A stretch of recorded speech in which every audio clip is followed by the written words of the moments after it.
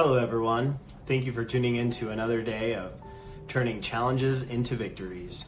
Today is day 7 of 75 hard, and I'm looking back at week 1 and all the mental changes that have already started showing up. This week surprised me in a lot of ways, especially with how I've been feeling and how locked in I've stayed with my diet. Today's topic is important because typically during week 1 is when most people start to drop out. So before we dive in, I just wanted to give you a quick recap of my workouts for today and the book that I read and my diet. So for my indoor workout, I did a 45-minute whole body YouTube workout. For outdoor, I did a 36-minute run, and then I did a 19-minute walk. For the book, I am still reading the Lombardi Rules, and today's topics were about coaching and the importance of explaining the why. For my diet, I ended up just doing some of the leftover soup with rice, and that was ground beef, spinach, broccoli, vegetable broth for the soup.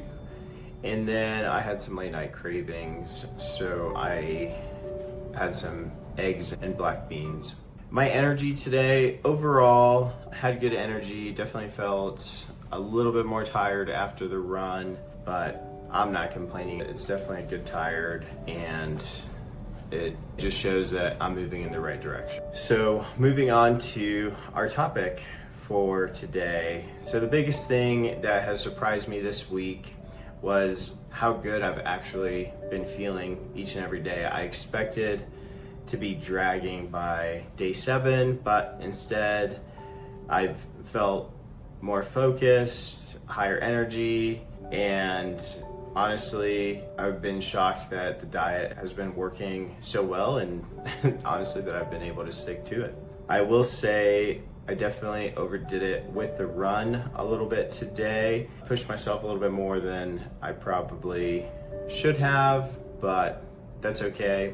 It's just who I am, so I can bounce back from it. Definitely feeling a little bit more tired, and definitely felt a little bit more tired this evening, but it's a different type of tired. It's a effort type of tired instead of an avoidance type of tired. And so the important thing to remember there is one will help keep you moving forward while the other will set you back. Looking back, my experience with a chroma cleanse that I did about 2 years ago after a buddy of mine and I went and hiked Machu Picchu, and I was just totally messed up.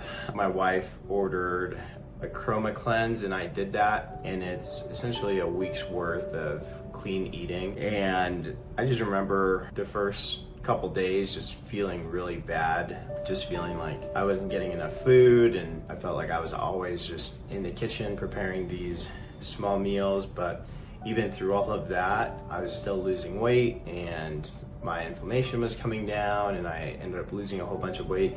I think that in itself was great for me, especially for this week. I was able, and I was even talking to my wife about it, I was able to refocus on these are all the things that I can have, and it's not gonna hurt me. And just like Andy says, it's not thinking about the things that you're missing, it's about thinking about the things that you are going to gain. For this week, the 2 biggest challenges, I would say number 1 would be the snowstorm. I honestly hardly ever look at the weather, so that definitely put a wrench in my plans. Ideally, I wanted to run more throughout the week. I ended up doing a lot more walks just because it was icy. Some people still hadn't snow shoveled their driveway. Even today, there's still snow on the sidewalks, so just rather be safe than sorry. And then Saturday was a little bit jam-packed with my wife's grandma's 90th birthday, and then us going out on a date, and then also with us going on a date, trying to figure out what to eat that would not mess with my diet.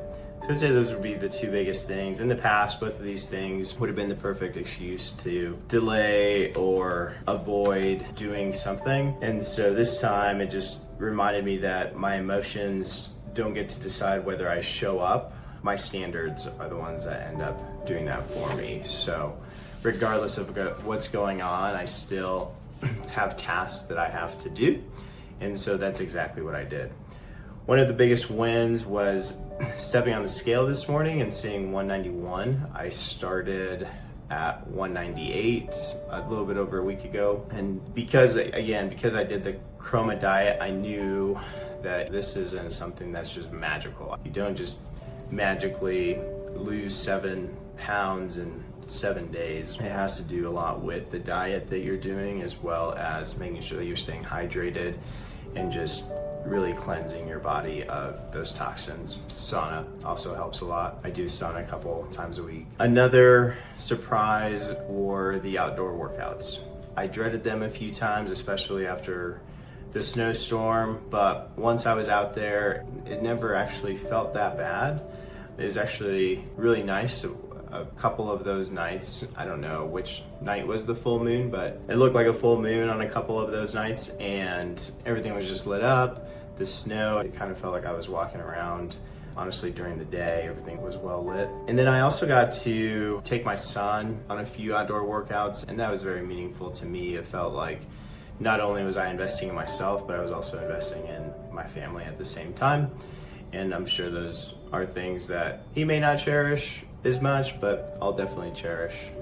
This week also taught me something that Andy talks about all of the time, and that's that there's two voices in our heads. He calls one the B word and then the other the boss voice. Most people spend their entire life negotiating with, and I'll call it the weak voice, the one that wants comfort, shortcuts, and excuses. And this week I deliberately made the decision to not negotiate with that voice and choose the harder path. I learned to stop running on emotions and start running on standards. Reflection on today's challenge was late night cravings. I purposely had a large dinner around 4:30, 5 p.m. after my run, and 8 o'clock, 9 o'clock hit, and I was pretty hungry, so I ended up cooking myself some eggs and beans. And then the other thing is this week really showed me a few mental shifts that are already happening. As I mentioned before, one of them was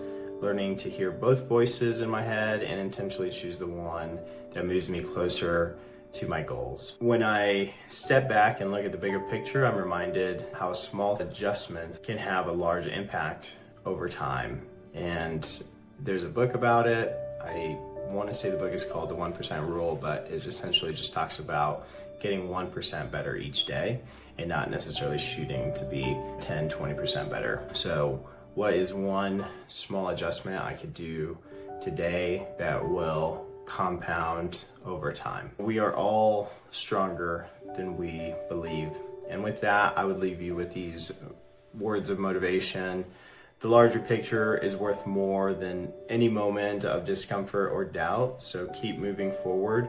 Stop letting emotions negotiate your standards. Start choosing the voice that builds the future you want. Consistency is the power. All right, friends, thank you so much for listening to and watching this video. Please like, comment, subscribe, share with your friends, and look forward to hearing all of the wonderful things you guys have to say.